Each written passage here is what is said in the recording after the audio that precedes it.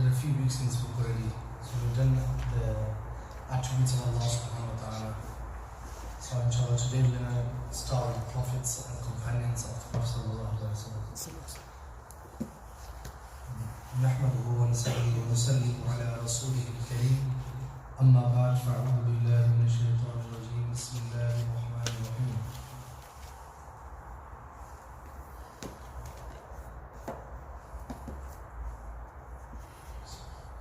So inshallah, we started from the bottom of page 33, the ranks of prophets, companions and saints.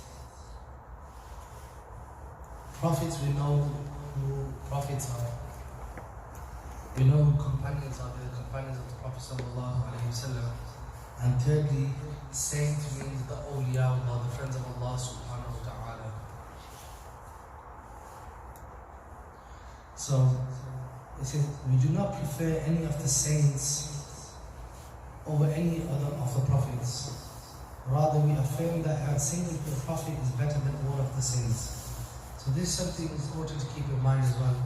You know, a lot of tariqah we have, for example, of shuyukh and different mashayikh from different silsilas, and it's important to know that no shaykh is greater than any prophet.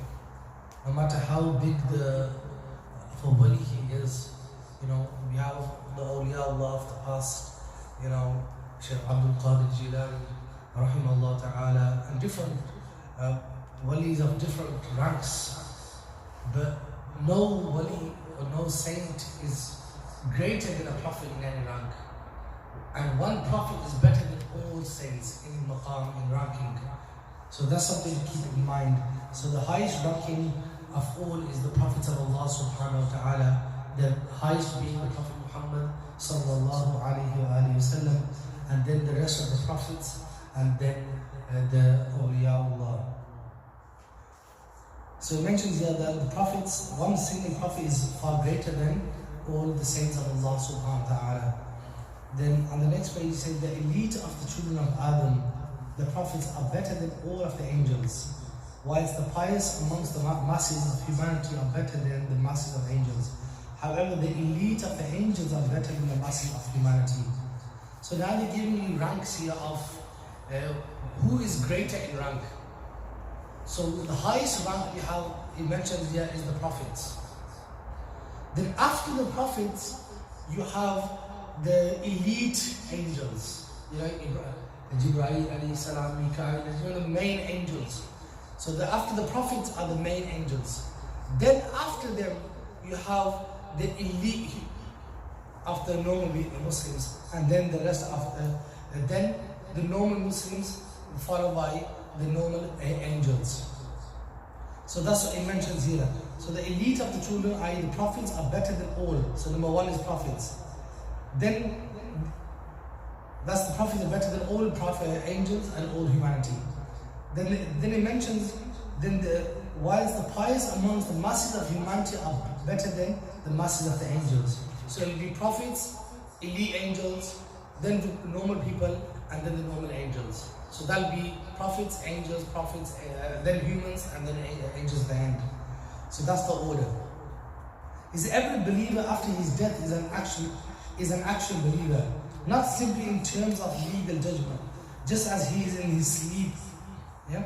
So you know, iman is not restricted to this. This is what he's saying here is iman, our belief is not restricted to this dunya. Even when we die, we are still believers. We are still people of iman. So it's not something that's in this dunya that either you're a believer or a disbeliever, and then once you die, those categories don't count. If you're a believer in the dunya, then you're a believer in the akhirah. That's what it means. So in reality, after death, you're an actual believer. Why?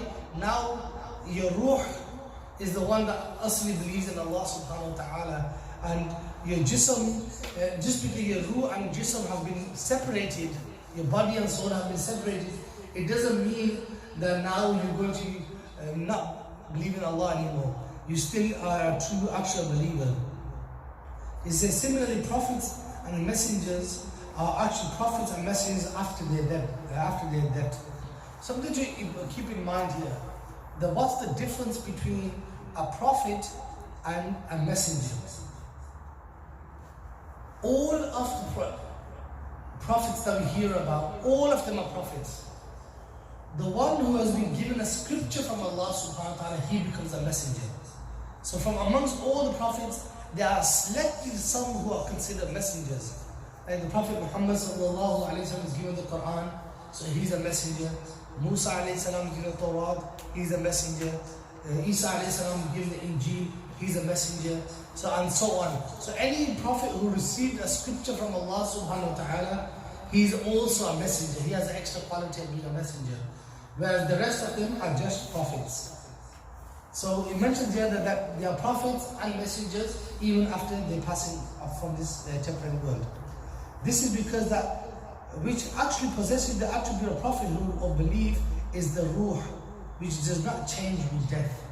So the real iman, or the real thing that is actually possessing iman is what? Our soul. Right?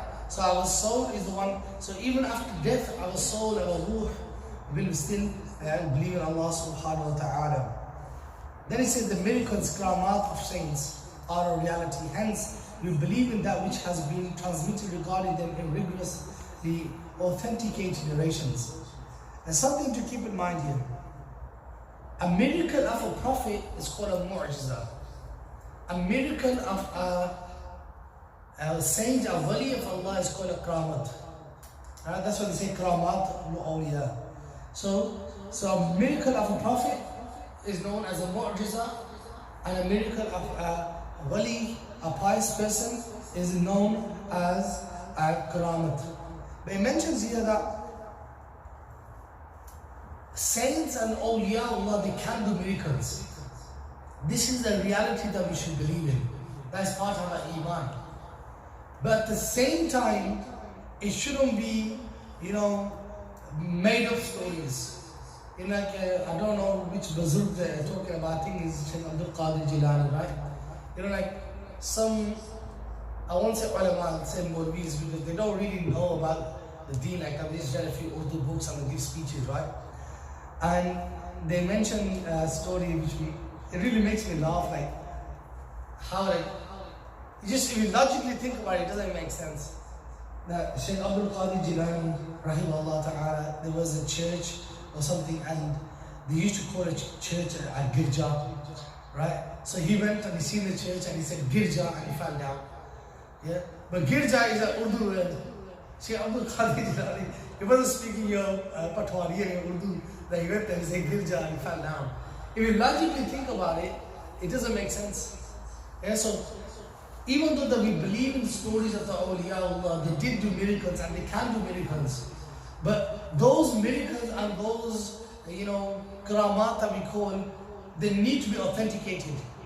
Sometimes Ahl Sunnah, this is one of our problems of Ahl Sunnah wal Jama'ah. That's why, like the other sects like the Wahhabiyah, they bash us, is because we get a bit too, sometimes we go overboard with these stories and these fairy tales, and we lose the actual gist of the sabak and the lesson behind these awliya. What is the awliya taught themselves? There's a waqia by Bustami rahimahullah ta'ala, that our individual, he was flying. We have these fake, these peers, and they do this, and they do the truth, and all that, right? So we had by Yazid Bustami, and this person was flying me, and he said to him that this is not something special. Even a fly flies, right? Even a fly can fly. What is special is if you are firm on the Quran and the Sunnah. If you hold firm on the Quran and Sunnah, this is one of the biggest miracles. Most people, when they slip up, is acting upon the Quran and the Sunnah. Even ulama slip up. Why? Because it's easy to do 1 2 miracles. But the ulama mentioned the greatest miracle of a wali's life is him acting upon the Quran and Sunnah. Not wavering from the Quran and Sunnah. His every action is part of the Quran and Sunnah. So we have these fake peers and all that online that I personally, some of them, I've never heard them narrate Quran and Hadith. They never talk about an ayah of the Quran, who tafsir. They never talk about, Hadith and talk about authentic Hadith, not just in Patwari, but in actual Hadith narrations. And then they just go and say to people, I do this and I've been doing this and I haven't slept for 18 years, 20 years, and you have these videos on YouTube, and people legit follow them and they think they're serious. And you have to use a bit of aql as well, because Allah subhanahu wa ta'ala has given us aql.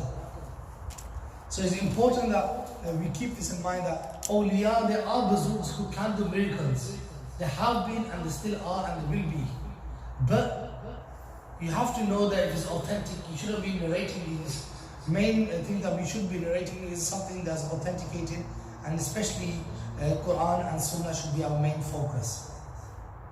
Then it is possible for a saint to know that he is a saint, as well as for him to not know that he is a saint. But for a prophet, this is not possible. Okay, so if someone, a wali of Allah, a friend of Allah subhanahu wa ta'ala, he might know that or he might not know that. But for a prophet, he has to know that he is the prophet of Allah subhanahu wa ta'ala. That's one of the key differences.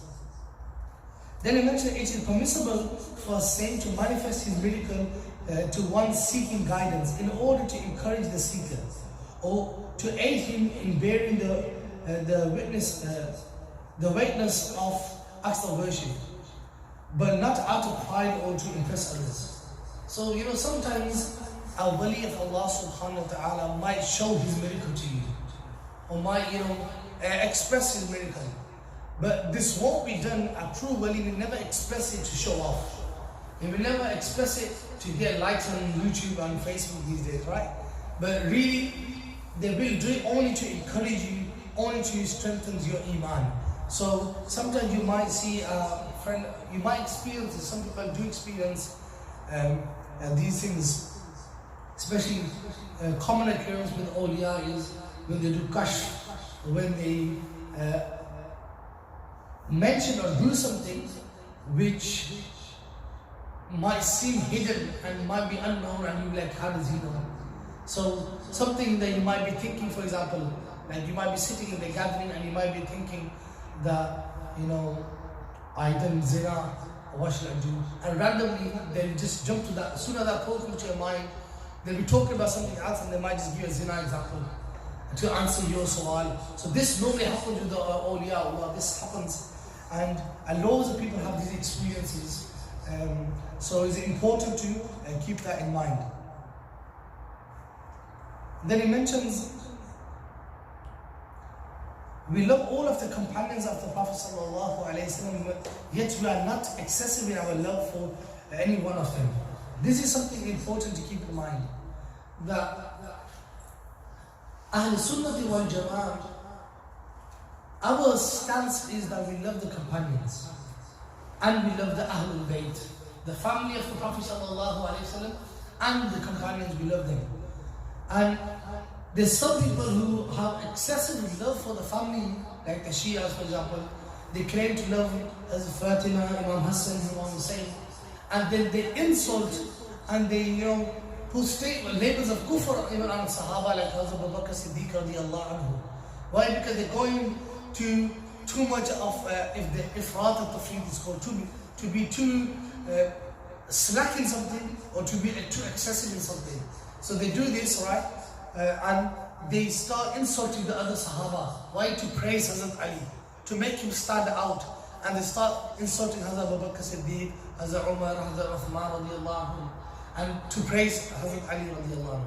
Or it might be the other way around, right? So in our position of Ahl Sunnah wal Jama'ah is that we love the companions, we love the Ahlul Bayt. And our Iman is like we are the middle ground. Right? So we have love for both. It's not that we praise the family and insult the companions, or praise the companions and insult the family of the Prophet ﷺ. So that's the way of those people who are misguided. Either they praise the family and they insult the companions, or they praise the companions and they attack the family of the Prophet ﷺ. But our stance is that we honor and all of the companions and all of the family of the Prophet sallallahu alaihi wasallam. And it says we do not disassociate ourselves from any of them, implying that they were guilty of wrongdoing. And we do not speak of them except in a goodly manner. And we speak, whoever speaks well of the companions of the Prophet ﷺ, his wives, the mothers of the believers, his children, has proven free from hypocrisy. Something he mentions here that, if you read history, Islamic history, companions did have, you could say, a somewhat battle between themselves. There were disagreements amongst the Sahaba after the Prophet ﷺ. But their disagreements were based on the Quran and the Sunnah. It doesn't give us our authority to say anything to them, to attack any of the Sahaba Ikram, to attack any of the Ahlul Bayt. So we don't have any authority in this. Okay, their disagreements were between themselves and their ranking. And there's nothing for us to be involved in. So we should not even, indulge ourselves in those conversations with people. People try to bring those, especially when Shias are talking and dialogue with Sunnis, they try to bring these topics up where they try to attack the Sahaba Ikram, that they wronged the household, the family of the Prophet ﷺ and so on. We as Ahl Sunnah wal Jama'ah, we shouldn't even engage in these conversations with people. Why? Because it leads to utter ignorance, sense of this silly and abusive to one of the Sahaba, be the family or be the companions. Then it says, the righteous scholars of the early generation of Muslims, as well as those after them who follow their path among the people of excellence and tradition, and those of jurisprudence and erudition, are not to be mentioned except in a beautiful manner. Whoever makes mention of them in an unbecoming manner has indeed deviated from the straight path. So here it touches on some extra points as well. It says it's not only about loving and respecting the prophets. It's not only about respecting the Sahaba. It's not only about respecting the family of the Prophet ﷺ. We need to honor and respect the awliyaullah. We need to honor and respect also the jurisprudence, the ulama of jurisprudence, i.e. the imams of fiqh, Imam Abu Hanifa, Imam Shafi, Imam Malik, Imam Ahmad bin Hanbal, Imam Hassan, loads of different imams who have come in the past, who have struggled in the Quran and Sunnah. They work so hard to get the deen to us in this way. Look how simple it is for us to say, this is right, this is wrong. But this homework that's been done in this book is, hundreds and hundreds of years of hard work, and we have it in a simple book printed that we read and we take it for advantage. But this is hundreds of years of research of ulama, of Quran and Hadith that we have today in such a simple form. So, disrespecting the imams of the past is also a guna as well, and is a sign of being gumrah, misguided. People these days, they have these accusations on Imam Abu Hanifa and the Salafis. They say Imam Abu Hanifa didn't know Hadith, and he didn't know Hadith, and we know more Hadith than him because we've got all the collections now which didn't exist in his time. These are, ignorant statements. Because if he didn't know Hadith, how is his fiqh so strong? Even afterwards when ulama came, they should have said this is all against Hadith. Why? Because it would have clashed. But it doesn't clash. So we have these schoolboy imams coming around, TikTok imams and all that, promoting the Imam Abu Hanifa. He didn't know Hadith. We know more than him. We have more access than him, and the reliability of our understanding is more reliable than his. And these just people are misguided. Then he goes on to mention, we believe that Abu Bakr Siddiq radiallahu anhu is the best of people after the prophets. After al-Bashar ba'd al-Anbiya. And so this is a stance of the Ahl Sunnah wal Jama'ah. That the best person after prophets in the whole of creation is Hazrat Abu Bakr Siddiq radiallahu anhu. No one else apart from him. Followed by Hazrat Umar radiallahu anhu. And so these two are the main Sahaba which are known to be the best of creation, Hazrat Abu Bakr Siddiq, and the followed by Hazrat Umar radiallahu anhu. Then indeed all of the companions were in agreement regarding the caliphate of them both. Thus whoever denies the Khilafah has committed disbelief. This is important as well. People who reject the Khilafah of Hazrat Abu Bakr Siddiq, like some Shias claim that he was wrong to become the leader of the Muslims. It should have been Hazrat Ali, but he tricked him, and while Hazrat Ali was busy with the family matters of the burial of the Prophet ﷺ, family arrangements, Hazrat Abu Bakr cheated him in a way, and he became the leader of the Muslims. This is incorrect, and anyone who rejects the Khilafah of Hazrat Abu Bakr Siddiq, then, like mentioned here, has committed disbelief. Why? Because it's an agreement amongst all the Ummah that he rightfully was the Khalifa of the Prophet sallallahu alaihi wasallam, and the first. Hence, he was the Imam. He was the only companion who led the Prophet sallallahu alaihi wasallam in prayer as well. In the last few days of the Prophet sallallahu alaihi wasallam, when he became unwell, who was the Imam? Who was chosen to be the Imam? Even though he stepped back, and the Prophet ﷺ told him to continue leading. And that shows the rank that Allah subhanahu wa ta'ala honored him with. Then he said, they are followed in merit by Hazrat Uthman radiallahu anhu, the possessor of two lights. Who are these two lights? The two daughters of the Prophet sallallahu alayhi wa sallam. The Hazrat Uthman radiallahu anhu, he was married to the two daughters of the Prophet sallallahu alayhi wa sallam. He married one, she passed away, and then he was honored to marry the other daughter of the Prophet sallallahu alaihi wasallam. That's why it's called Hazrat Uthman Dhul Nurayn. Dhu means to possess, Nurayn means two noors. So the one who possesses the two noors. And this also clashes with the Wahhabi Aqidah when they say the Prophet sallallahu alaihi wasallam is not made of noor. Why? Because if his daughters are noor, and Hazrat Uthman is known to be the one who possesses two noors, the two noors, then he sallallahu alayhi wasallam is the noor that Allah subhanahu wa ta'ala, noor min nurillah, mentions in a narration that is a noor from the noor of Allah. That doesn't mean the physical noor. It means he was a special noor created by Allah subhanahu wa ta'ala, that was the noor of the Prophet sallallahu alayhi wasallam. We even know through the Shama'il that when he smiled sallallahu alayhi wasallam, the noor, he had a gap between his two front teeth sallallahu alayhi wasallam, and light would emanate from his mouth sallallahu alayhi wasallam. So he sallallahu alayhi wasallam was bashar, a human being, and a noor as well. So it's important to have this aqidah that he sallallahu alayhi wasallam. Some people have a misunderstanding, they think he was only noor. That would deny and reject the verses of the Quran. So he was a human being sallallahu alayhi wasallam, but he was also a noor as well. And then he mentions then the fourth Khalifa is Hazrat Ali bin Abi Talib radiallahu anhu, and the drawn sword of Allah, the Sayfullah, cousin of the Prophet sallallahu alaihi wasallam, husband of Hazrat Fatima to Zahra, the chaste al-Butul, the chaste woman. This is one of her titles, Fatima to Zahra and al-Butul, the pure one. The entire community agreed to his worthiness of the imamate, and such an agreement does not exist for other than him, radiyallahu anhu. So inshallah we'll stop here for this, and we'll continue with Aqidah from here next lesson.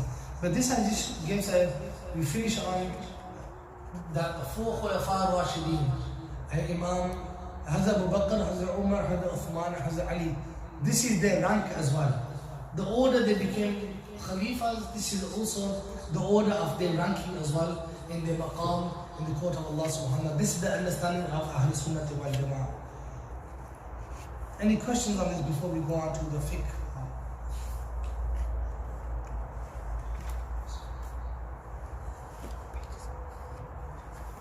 So inshallah we'll continue from here, page 35 on this, inshallah, next lesson. If you do have any questions, feel free to ask, inshallah.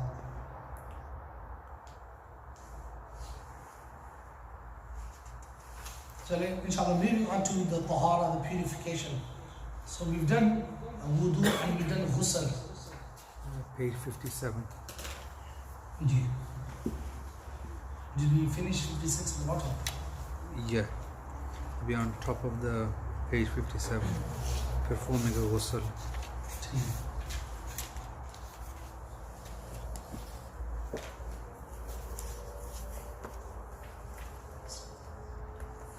So Bismillah. So last lesson, before we had our break for a few weeks, we spoke about a few things.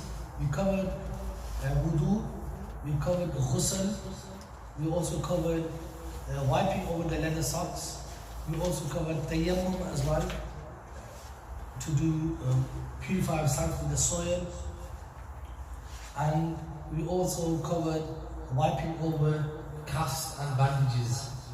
Now we're on the chapter of Hayd, Nifas and Istihada, which is the monthly menstrual cycle of a woman, postnatal bleeding, the bleeding after she's given birth, or dysfunctional bleeding. So the first one we spoke about was the monthly cycle of a woman. Just a brief recap. The minimum days for her bleeding was 3 days and the maximum was 10 days. So a woman's period will be generally between 3 to 10 days. So average about 5, but every woman varies. So she only misses her salah if the bleeding was more than 3 days. So imagine she only bled, Monday she was bleeding, obviously she'll stop her namaz. Tuesday she's bleeding, she'll stop her namaz. Thursday it stops, and then it stays stopped, for example, right? Those 2 days she missed is under 3 days. Now she needs to do qaza for the namaz. But if it was 3 days older to 10 days, she does not do qaza for any namaz. Any namaz that is missed. And if it goes over 10 days, then any extra days, she will need to do makeup for those and do qada for those salahs. Now the second part is if the period ends within 10 days, but after, okay, we've done this part. It says, performing ghusl.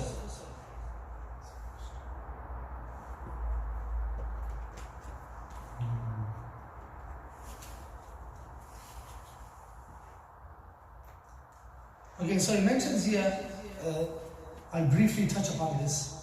So, for the elders, you can just read this on your own. For the youngsters, I just briefly mention this, that if after a woman is on her monthly cycle, she's not allowed to have marital relationships with her husband until she has had a ghusl. So it's haram for her to have a relationship that cause pregnancy normally, right? So you get the gist of it. It's haram for her to have a relationship like that with her husband whilst she's on her monthly periods. Okay, so keep that in mind. But after her monthly cycle is finished and she's done a ghusl, she's had a shower, then she is allowed to have a relationship with her husband. Another point that they mention here is that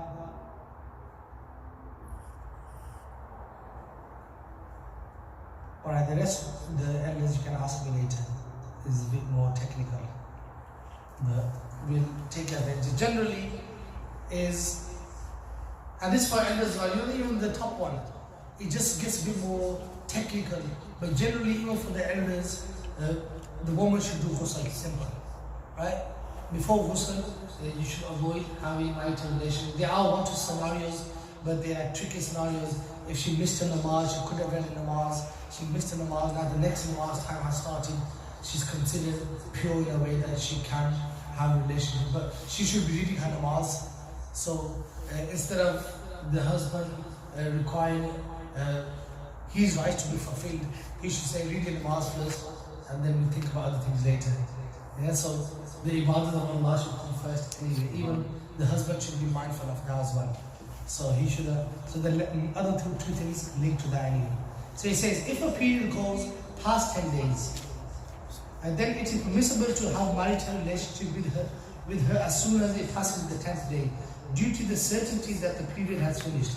So we mentioned that the period was minimum 3 days, maximum 10 days. So soon as 10 days are finished, then they can't have marital relationships. Because after 10 days, the bleeding is not considered her monthly cycle, is not considered her monthly periods. Then he mentions the next part, that's the period part. And any questions on that? Is that a question related to that? The question is, if a lady has her period, and if it's less than 3 days, does she have to make up her namaz? Yeah. So if it's less than 3 days, and obviously she's going to stop the namaz, right? As soon as she bleeds. So 1 day she stops, 2 days she stops. Then she realized the bleeding has stopped as well. Then she has to make up the salah again. Only the fard. So it'll be like normal qaza namaz. You know the way you do your qaza namaz, it'll be only the fard you have to make up. Otherwise, she's got a lot of mission to do that. Yeah, imagine all the rak'ah for every namaz. But that's why, you know, in her, that's the wisdom behind it. When, if she's on every month, she's going to be risking 4 days, 5 days, 7 days, 8 days. Imagine having to catch up those namaz between the next time, right? It's a mission to even make a 1 qaza namaz, 2 qaza namaz. Imagine having to pray all the qaza namaz. That's why when a woman is on a monthly cycle, periods every month, she doesn't have to pray and she doesn't have to make up the namaz. But she has to make up the rosé. Because rosa is easy, it's only 1 day, right? So she still has to make up the fast. It mentions here, the minimum duration of tuhur is 15 days. Yet it has no maximum duration except when establishing a standard menstrual habit in a situation of continuous bleeding. So here now they mention 2 things. Between one monthly cycle and the next monthly cycle, so obviously the woman has her period every month, right? There needs to be 15 days in the middle that she's not bleeding. Right? Then that will be considered one period, then 15 days. So even if she starts on the 16th day, that automatically means her period started. She doesn't have to wait like 28 days or 20 days or something like that. Right? Even on the 16th day, so the minimum requirement is 15 days she has to stay pure in the middle of these days. That's why, you know, Islamically, women, they need to write these dates down. Otherwise, there's tricky scenarios that can come, for example, if she falls pregnant, if she has a miscarriage. You know, there's tricky scenarios that come in place where women, especially in the Pakistani culture, I know that they don't read namaz. They think, oh, not paka. She's not pure, she doesn't have to pray salah. But in reality, the namaz is farz on her, she has to pray. So if she notes these days down, then she knows through her calculation that if it's a period or if it's from her womb or if it's an illness, a normal bleeding without being her periods. So the minimum requirement is between 2 bleeding days, 2 periods is 15 days in the middle she has to be pure for. But there's no maximum. Some women, when they start their menstrual cycle, they bleed every single day throughout their life. Yeah, they have a condition that, and every day they bleed. It's not like they're going to bleed for 4 or 5 days, 20 days. They're not gonna, it's a condition that they, unfortunately, that they bleed every single day. So for that woman, then she gets her days by her alim, who are a qualified person to tell her if she's qualified in their ruling, and then she will be appointing that 10 days are her periods, the other 20 days are not her periods, even though she's bleeding all year round, right? So that's why it says there's some days are, unless they are established for her, fixed for her. That would be for a woman who always bleeds and has an illness and that causes her to bleed all the time. But for normally a woman, it will be 15 days in the middle. Then this is for the periods. Now moving on to postnatal bleeding. Bleeding after giving birth to a child. So it says postnatal bleeding, which is known as nifas, is defined as blood that exits the body after most of the child has exited the body, even after a miscarriage of a fetus, whose body or some parts are physically developed. So what does this mean? You know, sometimes a woman might be in labor and she starts bleeding, for example. That is not considered postnatal bleeding. She still has to read her namaz. You know, a woman in labor, if she starts bleeding, before the child comes out, for example, if in namaz time, namaz is still falls on her. That's how ulama mentioned a woman in that situation when she's, before giving birth to a child, when she's extreme agony and pain, if it's namaz time, she has to do namaz. Namaz is still falls on her. That's how important namaz. Right? The only point when the namaz gets cut off is when most of the child has exited the body. So if the head comes out first, then the chest is considered most of the body. If the feet of the child come out first, then the belly button, the navel is considered most of the body. Until that point, any bleeding before that, she still has to read her namaz. That's how important the namaz is. And you know, we abandon our namaz, you know, sitting on the sofa watching TV, Netflix, watching YouTube, scrolling through our phone, you know, watching some random TikTok videos, and we miss our namaz. But here we know that namaz, a woman who's going through, you could say, between life and death, at that situation, a woman can, you know, die basically, right? So she still has to read her namaz, and that shows how important our salah is. Then it mentioned that postnatal bleeding has no minimum duration, while its maximum duration is 40 days. So the blood that comes after childbirth, there's no minimum. You can stop after 1 day. Some women might not even bleed, right? Or you can stop after 2 days, after 3 days. You know, in our Pakistani community, there's this misunderstanding. They say, the woman is not pak. Yeah, they have this idea. This is false. Maximum is 40 days she can be impure, i.e. she can't read namaz. Right? The bleeding can be maximum 40 days. But if the bleeding stops after 2 days, she's pure, she can read namaz on the third day. But not can do, she has to read namaz on the third day. Well, what happens is, you know, I had one of my relatives, she started reading namaz after childbirth, you know, within 1 week or something, right? The bleeding must have stopped, so she started reading namaz. The elder lady started bashing her, astaghfirullah, it's guna for you to read namaz. Charlie you have to now read namaz. And after 40 days, you're allowed to read namaz. This is a misunderstanding, right? Maximum is 40 days, right? So minimum, there's no minimum. If she gives birth and she only bleeds that 1 day, Monday she gives birth, she bled on Monday, Tuesday she's not bleeding, Bismillah, do ghusl, read namaz. She has to start reading namaz straight away. So the 40-day thing is a myth. Yeah, so share the information. That's important information. Those of you who are married, you should tell your wives. And this is how, you know, ulama spread the ilm, is that you go share this information with your wives, who will tell their sisters, their mothers, and the ladies around them. Obviously, we can't go around telling random ladies. So obviously, that's the whole purpose, that men go seek knowledge. They teach to the women and their wives, who go and tell their sisters and so on around them. So that's why it's important for men to also seek the knowledge as well.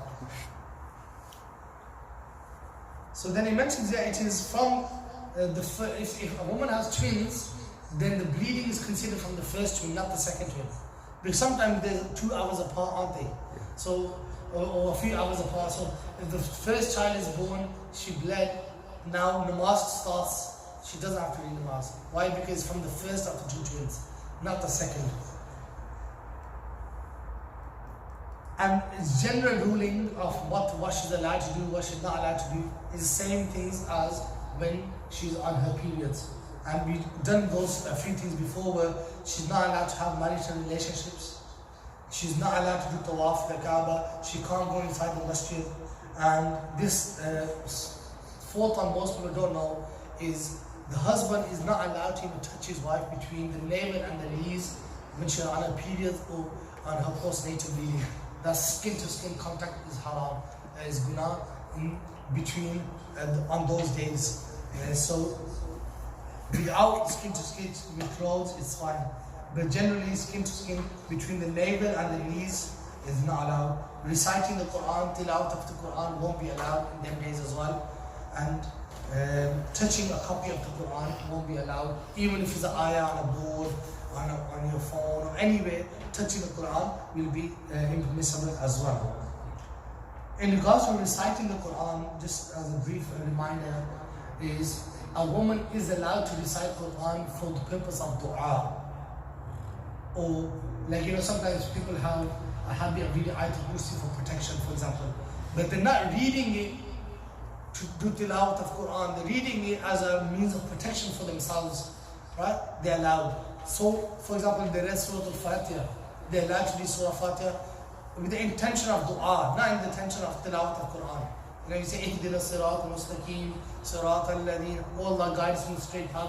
A person is allowed to do this with the intention only that I'm reading Quran. And not with I'm reading Quran, I'm doing dua. Soon as the intentions of tilawat is guna for them to do tilawat in those days for a woman experiencing those things. And we'll stop here for this, inshallah. So next one we're going to come is the third type of bleeding, which is dysfunctional bleeding. Anything that's apart from her monthly cycle and apart from just one point that I forgot to mention, which I might forget next time as well, is what I mentioned about a miscarriage. When a woman, and this is commonly happens, 1 in 4 women have a miscarriage, so it's common women have miscarriages. There's nothing that the woman can't have children and so on, but it's a common thing that will happen. Either her baby will die in her stomach after it's formed some body parts, or before it's formed the body parts. If the baby dies in the stomach and when it comes out, it just comes out as a lump of flesh, which it will, right? Then she won't be at her monthly postnatal bleeding. That's not considered as having bleeding after the childbirth. But if the child or the baby that died in the stomach comes out, it had even a nail or an ear or a toe, something that you can tell there was a baby in there, then that's considered she gave birth to a baby, and then any bleeding that happens, that will be part of her monthly, that will be part of her postnatal bleeding, bleeding after childbirth. And if that lasts for 40 days, then that's considered she doesn't need to pray her salah for 40 days. But if there's no signs of a development, you can say, then any bleeding that's considered istihada, that won't be considered as her postnatal bleeding. Inshallah, just moving on to the next book. Page 30. Page 30. The etiquette of ablution. Bismillah ar-Rahman ar-Rahim. So on this book, obviously we're touching on the more of like a spiritual aspect of Imam al-Ghazali's Bidayatul Hidayah, the beginning of guidance. Page number 13. So even though it discusses about wuzu and ghusl and stuff like this, the Imam Ghazali here is touching on the spiritual side of it. How when you do wuzu, how you be conscious of Allah subhanahu wa ta'ala, be mentally present of Allah subhanahu wa ta'ala, aware of Allah subhanahu wa ta'ala. He says, having cleaned yourself after relieving yourself, do not neglect to use a toothstick. Right, so imagine they've already done istinja before, right? Now they mention about moving on to wudu. So he says here that do not neglect the use of a toothstick, for it purifies the mouth and pleases the Lord and displeases shaitan. He said, and then he mentioned a narration here about, he says, Rubi an Abi Hurairah radiyallahu anhu قال قال رسول الله صلى الله عليه وسلم لولا أن أشق على أمتي لأمرتهم بالسواك في كل صلاة وعنه صلى الله عليه وسلم أمرت بالسواك حتى خشيت أن يكتب علي. Two hadiths mentioned about using the miswak. The first one mentions, and this is how important brushing your teeth is, basically, right? The first one mentions that the Prophet ﷺ said, if I didn't, like I knew it's going to be hard for the ummah, basically, if they had to brush their teeth before they pray their namaz. If it wasn't because of that difficulty, I would have made it farther upon them, basically, right? I would have commanded them to do the miswak before every namaz. That's how important the Prophet ﷺ and expressed about oral hygiene, about brushing your teeth. You know, people, we don't brush our teeth. People go to sleep, don't brush your teeth. Wake up in the morning, hardly brush the teeth. You know, this is how important. The Prophet ﷺ said, if I didn't fear that it'd be hard on the ummah, I would have told them, I commanded them to brush their teeth basically before every namaz. Right? And the second hadith mentions that I was commanded to use the miswak until I thought that it might become fard upon me. That's how emphasized the miswak was to the Prophet ﷺ, that he feared that it might become fard. He says that خَشِيتُ أَن يَكْتُبَ عَلَيَّ, that I feared that it might become fard upon me. So it shows that brushing your teeth, and what's the disadvantages of not brushing your teeth? First, your breath will kick like mad, right? Second, generally if you're married, the sunnah is when you enter your house, you brush your teeth. Why? Because you don't want to put your partner off. And if you put your partner off, it leads to other bigger marital problems. And you might think it's minor, right? But it can lead to a big marital problems, not brushing your teeth. But other things, it could give Islam a bad name. If you go to work, for example, you don't brush your teeth, there's plaque all over your teeth, then you give Islam a bad name, you give Muslims a bad name, and you're not a good representative of Islam. So, but in general, people will be put off on you, your partner will be put off on you, your friends, people won't want to be around you. And you might have experienced that if someone, they haven't brushed their teeth and the breath smells, like you try to keep away from them, you try to stand far from them. But as a good Muslim, I know it's a bit hard on the nafs, but if someone is in that situation, you should kindly tell them.